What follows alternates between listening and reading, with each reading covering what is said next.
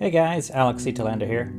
I just wanted to give a quick shout out to our patrons who support us through our website or through Patreon.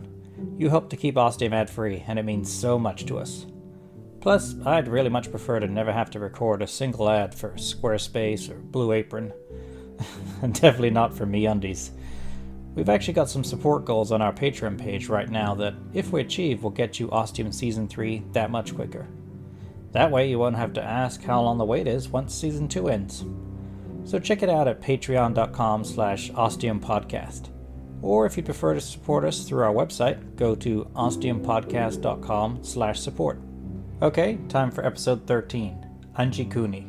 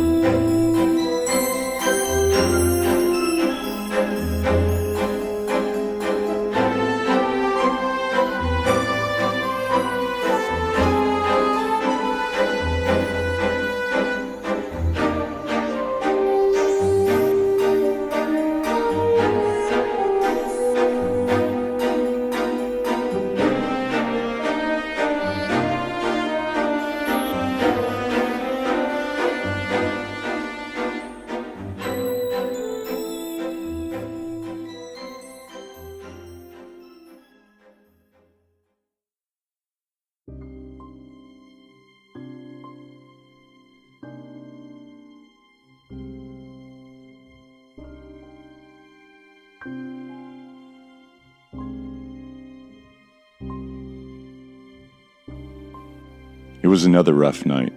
Monica woke me up again, said this time my crying out was getting pretty loud, verging on screaming.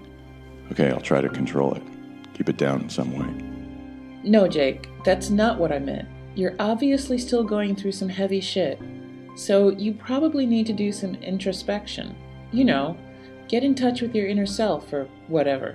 See what's going on inside and find out what needs to be resolved. See what's eating you up inside, okay? Yeah, thanks, Monica. That definitely helps. It's good to know she's earnest and cares. I mean, I kind of thought this already, and I know she's on my side and everything, but it's good to hear her coming out and saying it and making me feel less like some crybaby who can't deal with it all. And I know I've kind of addressed this already, but this is also the second straight day of not enough sleep and clearly having some deep-seated issues. I'm not ready to fully talk with Monica about it yet. I know we weren't supposed to be keeping secrets, but this isn't a secret so much as a personal existential crisis, sort of. Hey, can you tell I haven't had much sleep? I know. It all ties in with the infinity door, as I'm calling it. Seeing those clones of me and the series of catastrophes happening in the world. The fact that we don't seem to have working internet right now, and I can't see what's happening on planet Earth is definitely not helping. And I think I might have worked it out, too. The internet is sort of working, but only one way. I can't look anything up, I can't receive any emails, and I can't check anything that requires access to the internet. However, the recordings have been uploading just fine, like there's nothing wrong at all. I think I can't send things out, and I can't get anything back either. I was able to send Dave an email today, which went out and appeared in my sent folder. Of course, I don't know if I'll ever know if he received it, because it would require him communicating with me. I guess maybe he could call me. The two problems with this are, one, I think it works the same for the phones as for the internet. I can't call out and I can't receive calls. Plus, I don't have his number, and I'm not ready to just randomly try a phone number or call someone I know. And two, he doesn't have my number. Anyway, here's what I said. Hey, Dave. I hope you're receiving this. I don't know because our internet isn't working properly. I think that might have something to do with what's happened. It also possibly explains why you found a different ostium to mine. We've become untethered. I assume you're still keeping up with the recordings, and from my end, they're uploading like usual. So you should be getting them. In which case, you know what I mean about untethered. But I don't get how the internet is sort of working. Doesn't really make sense, but whatever does an ostium, am I right? For now, we're gonna keep going with the usual plan, going through more doors and seeing what we can find. Monica hopes we might find Steve, hopefully alive, on the other side of one of these doors. I don't know. After finding that other guy, dead due to very mysterious and unresolved circumstances, let's just say I don't have high hopes. But other than keeping on, I don't know what I personally expect to find with these doors and ostium. I know I'm connected, but I don't know why or how. So we'll just go about it and see what happens. I've not been sleeping well, having some really bad nightmares, apparently. I don't know. When I wake up, or more accurately, get woken up by Monica, I'm sweaty, my heart's pounding, my throat's raw and sore from yelling and apparently screaming. But I don't remember anything about what I was dreaming about. It was probably bad, but I can't recall a single detail. Just pretty disturbing. I'd at least like to have something to go on so I can try to help myself through this, you know? Part of me is also wondering and really concerned. Really concerned. I haven't told Monica about it, and I probably should. I don't know. There just seems to be something inside me saying, don't do it. It's weird, but anyway, what I was trying to say was I'm concerned with all the terrible stuff happening around the world and that it might be related to ostium, to going through those doors. That us doing that and bringing back artifacts and putting them in the map table is somehow causing those catastrophic events. I know, it sounds crazy writing it down and reading it. But what if? If all these lives being lost and destroyed was because of me? Man, I wouldn't be able to live with myself. I'd just walk through that gate and drop off the edge, not caring what would happen to me, because it would be all my fault. And what if our continuing to go through the doors is causing more devastation? What if Mount Etna is now erupting? Or the bubonic plague is making a big comeback with a new and incurable strain? It's got me very worried, and I have no way of knowing.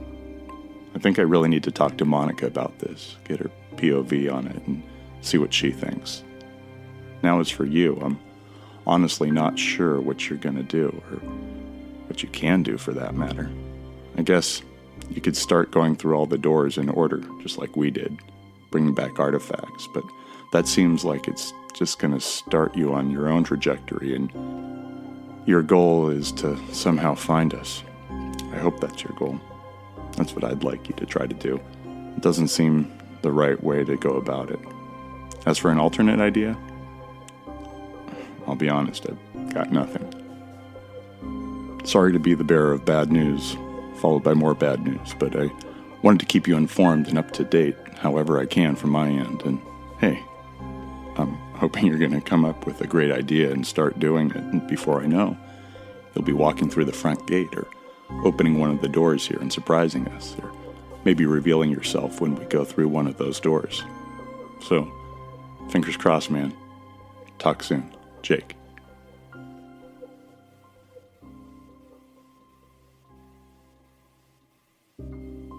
There's no point in referencing with the map table anymore to see what our next door is. You'd be better off covering your eyes and stabbing your finger in any old direction and seeing which number you end up with. And yes, if you've ever been, or might still be, a fan of a certain game I once had an affection for called GeoGuessr, a definite possible strategy is to zoom out and just blindly stick the digital pushpin wherever. But I can't, because I have no internet. Sad face. Anyway, we're soon ready and out the door, and I do my new agey calling on the spirits of ostium to tell me where to go next. But I don't hear anything. How strange. I do, however, feel the psychic tugging and follow its magnetic pull, Monica coming up behind me. We're eventually taken to door 90, still in the vicinity of Ostium's CBD, that central business district for you non-geography people. You know, downtown, as everyone else calls it. You want to go first this time? Are you going to open it for me? Sure. You know, I'll let you take this one. but I'll be right behind you.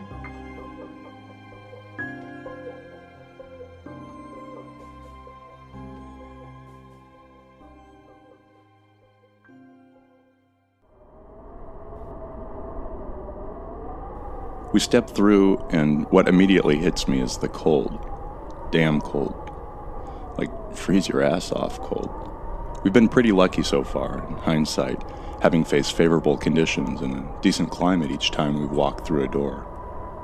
I can only assume Ostium isn't going to dump us in an environment that isn't hospitable for human beings, like sticking us on the surface of the planet Venus, which would kill us in a few minutes. It doesn't seem in the best interests of Ostium, if it has interests, nor is it ours.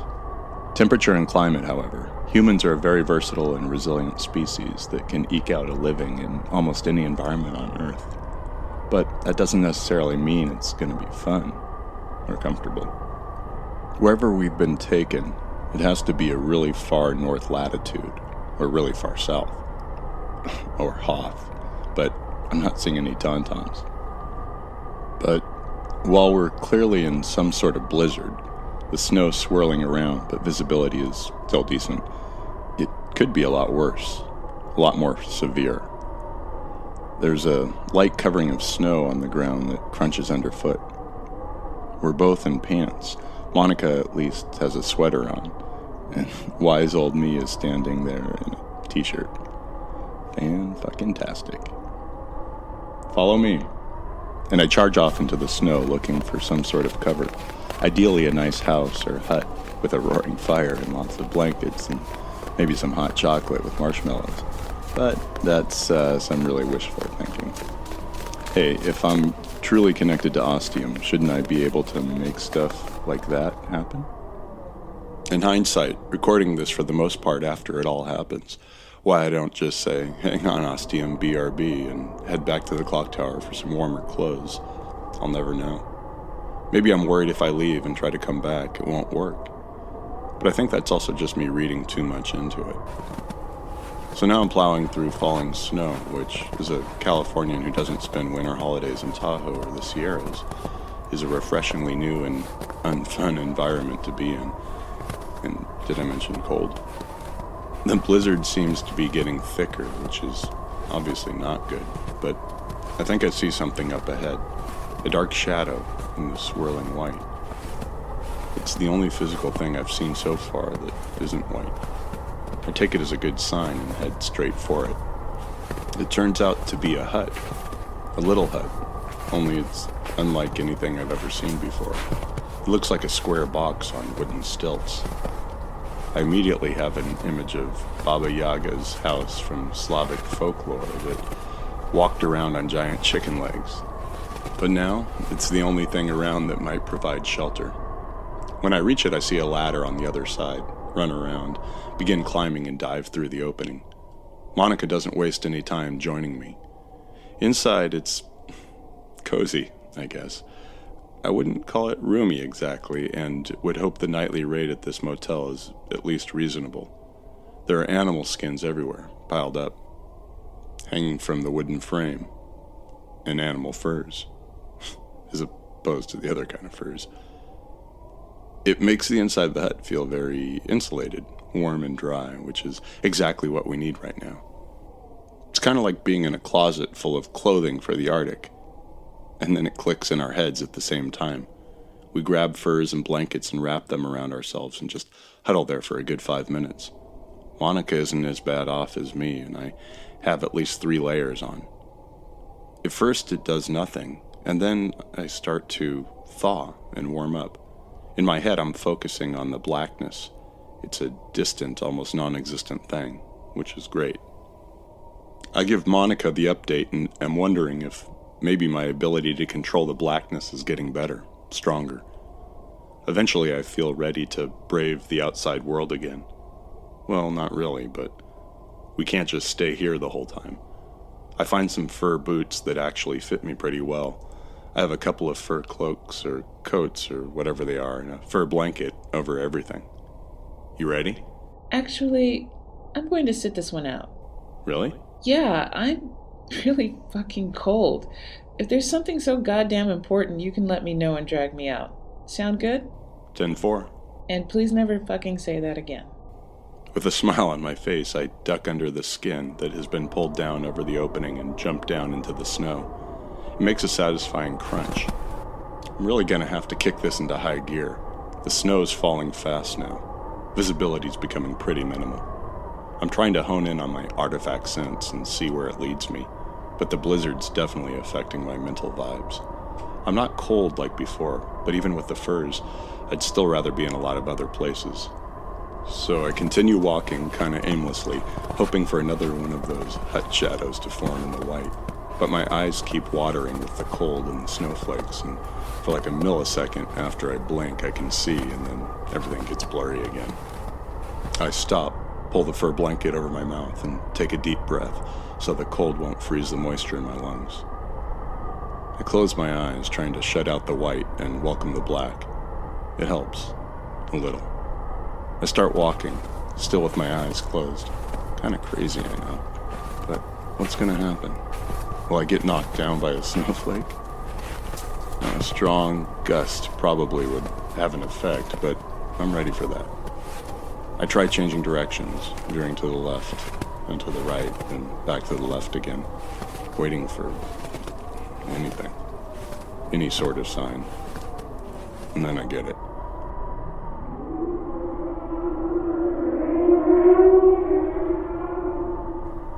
Though it's not that playful mental tug or that mental red laser drawing me to it.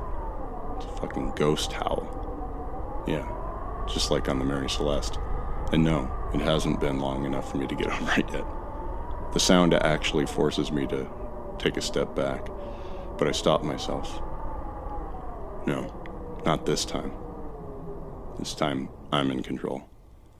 I walk toward it and then stop, waiting for that sound.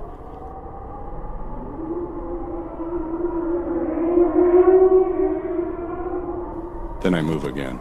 My eyes are still closed and I'm just working off my other senses. Then I have another sense, a sense of mass, of physicality. I open my eyes. There's one of the huts in front of me.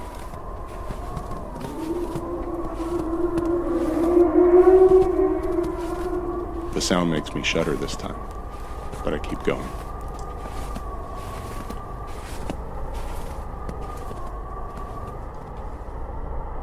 I'm inside using my cell phone for light again. It looks like the other hut, and without Monica's flashlight, it's not as well lit. So I didn't see it at first. I waved the flashlight around, thinking I'm gonna see the next artifact, maybe a little walrus carving or a nanook. Instead, there's a body. Great, another dead guy. Just not what I needed. I move closer and study him. He's in military camo, so no doubt one of Monica's buddies, and she'd totally slap me upside the head if she heard me say that. But it's pretty fucking cold what she did, sending them through the door with no clue what to expect. And it looks like they're ending up getting knocked off one by one. I feel like she needs to talk some more about that. What with the whole revenge thing. Like the body found inside the casino building, this one bears no obvious physical injuries. I check his pulse at his neck. Nothing. He looks to be Latino. On his left breast is the embroidered name, Ramirez. I sit back in the corner and think, something's sticking in my ass. Ow, what the hell? I lean to the left and pull out the small object, shining my flashlight on it. No fucking way. It is a little polar bear carving, a regular old nanook of the north. Go figure. That's when I brave the cold and go to get Monica.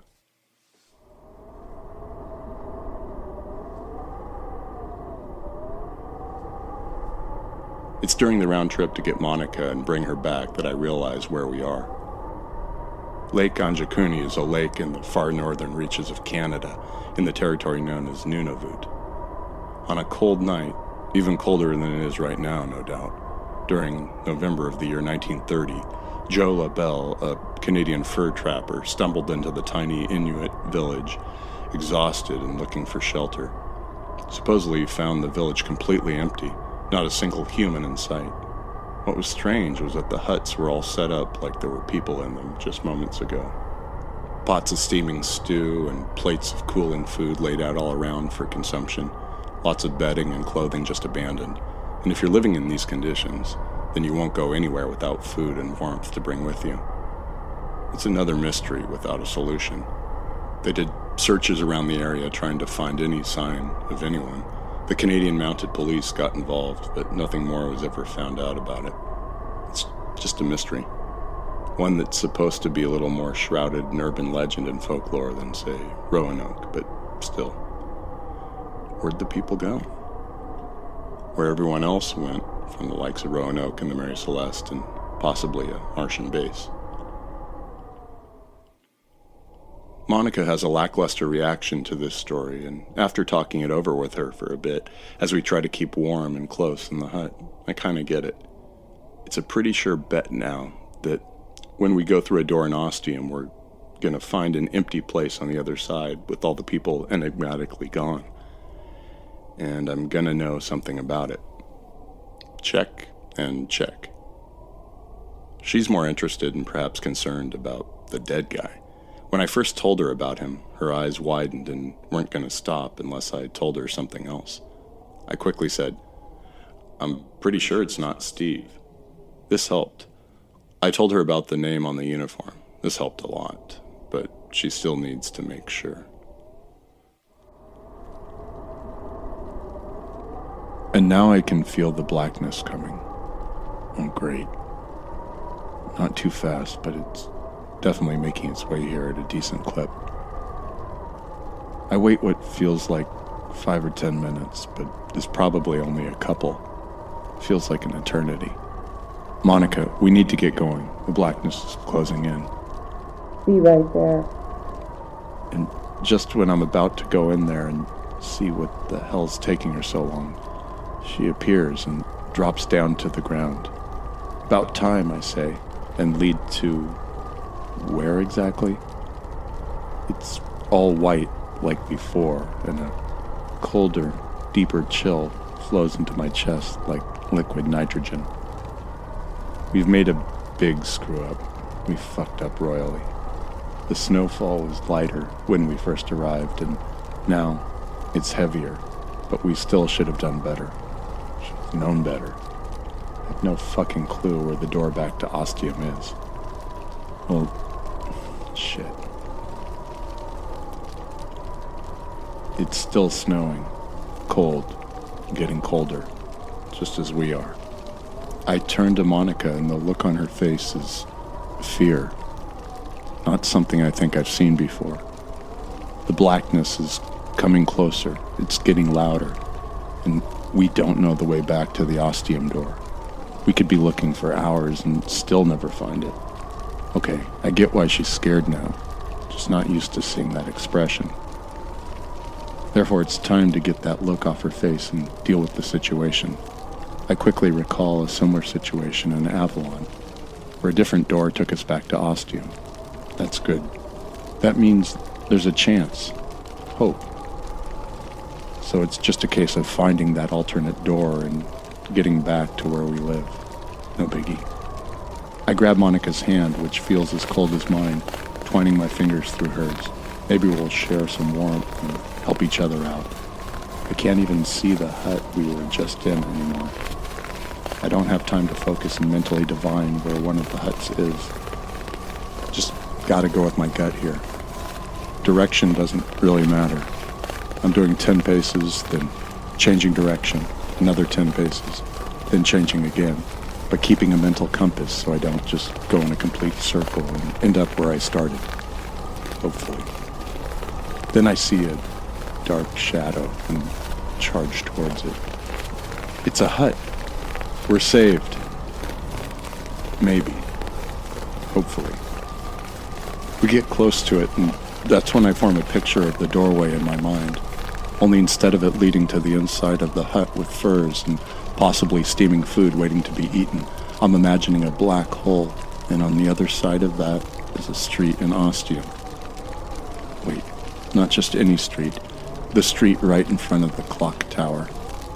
We jog around the side of the hut until We see the doorway into the hut, about 4 feet off the ground, with an angled ladder leading to it. It's all black, different from the other 2 doorways to huts we've seen so far. What do you think? Monica looks at the doorway, noticing a difference. She looks at me, eyebrows raised, then back to the door again in amazement, then back at me one last time in wonder. And she grabs me and kisses me. I'm not gonna lie, I was sort of ready for it this time, in that I was hoping she might do it, in that adolescent teenage boy on a first date with a girl way. Then she draws away and everything is cold and freezing again. She makes sure she has a strong grip on my hand and pulls me up the ladder with her through the door.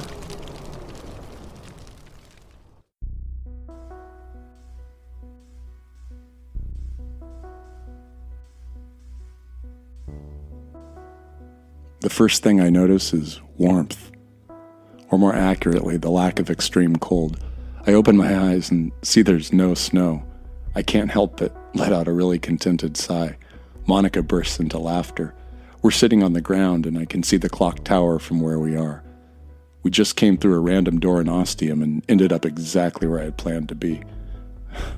Okay, I think it's officially time to start calling this a superpower because I'm totally nailing it. When I place the little carved polar bear on top of the number 90 on the map table, the blinding color this time is an iridescent green, and I feel like I'm being blasted with a beam of kryptonite. And then it's all over, and for the first time this day, I feel the weight come off my shoulders, and I'm able to relax. We soon have giant mugs of strong tea. I tell Monica I want to start working on putting the recording together. She says she wants to take a nice hot shower.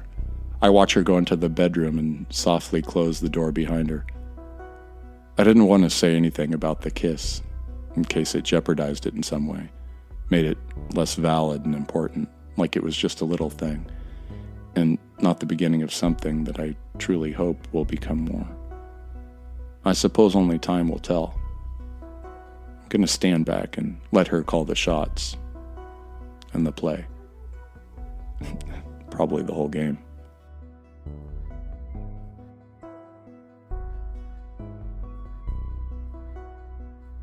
It's late, or early, depending on your perspective.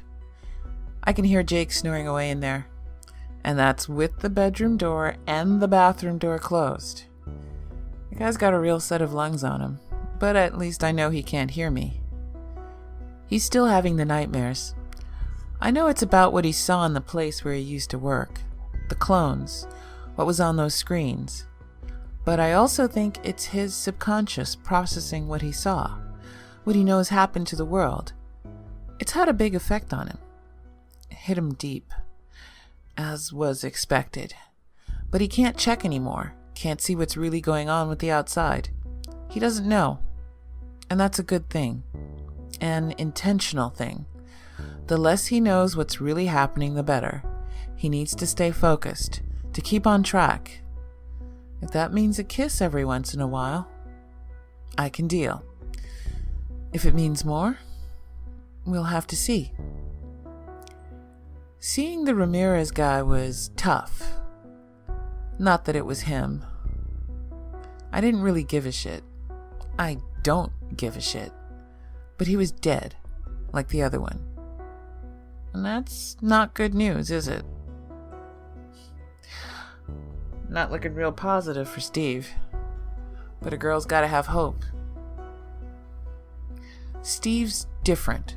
Steve's stronger. Steve's better. Steve's... Steve. I should fucking know. That guy can get through anything. So now, they may be turning up dead. But I know Steve's still out there, somewhere. And he's okay. And I'm going to find him, no matter what it takes.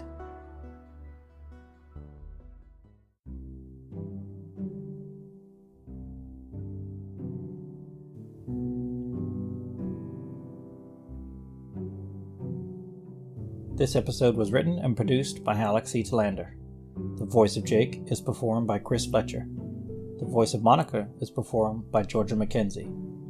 All the music was composed by Chris Fletcher. Graphic design and artwork is done by Sarah Warren. Ostium will continue to be ad-free thanks to our great and wonderful patrons who support the show through our website at ostium.com/support or through our Patreon page at patreon.com/ostiumpodcast. Why not consider becoming a supporter of our show? For as little as $2 a month, you can get access to exclusive mini-episodes, including something called the Ostium Files. It's a series playing around with the idea of what if you could go through an Ostium door to the time and place of your choosing. Where would you go? There are also lots of other rewards like episode transcripts with illustrations, music, and special early access to new episodes of Ostium. Plus, if we hit our support goals, you'll get access to Ostium Season 3 that much sooner. And if we hit our top goal, Season 3 will start right after Season 2 without any break. So check it out at patreon.com/ostiumpodcast. Whatever you can spare will be greatly appreciated and means so much to us. You can also support Ostium by leaving us a review on the podcast listening app of your choice, or simply by telling your friends, or mentioning how much you enjoy this podcast on social media.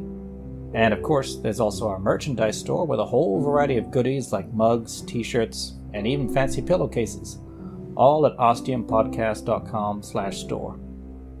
Also, if you're looking for a good book to read, Ostium Book 1 Population Zero is out now on Amazon in ebook, paperback, and a fancy full-color illustrated edition. This week's podcast recommendation is The White Vole. Explore the far reaches of the world's horrors in the audio drama podcast The White Vault. Follow the collective records of a repair team sent to Outpost Freestead in the vast white wastes of the Arctic Circle, and unravel what lies waiting in the ice below. To say this show is chilling is not only a bad pun, but it actually makes the listener feel physically cold. What with the great sound effects and the emotion of the characters, you really get the sense that they're in this frigid point almost at the top of the world. Plus, if you're a fan of accents, you'll get your share in this show with German, Italian, British, and even Icelandic. So what are you waiting for? Finally, thanks for listening. Without you, there wouldn't be any point in doing this podcast. So thank you, and see you in 2 weeks with Episode 14, Voyager.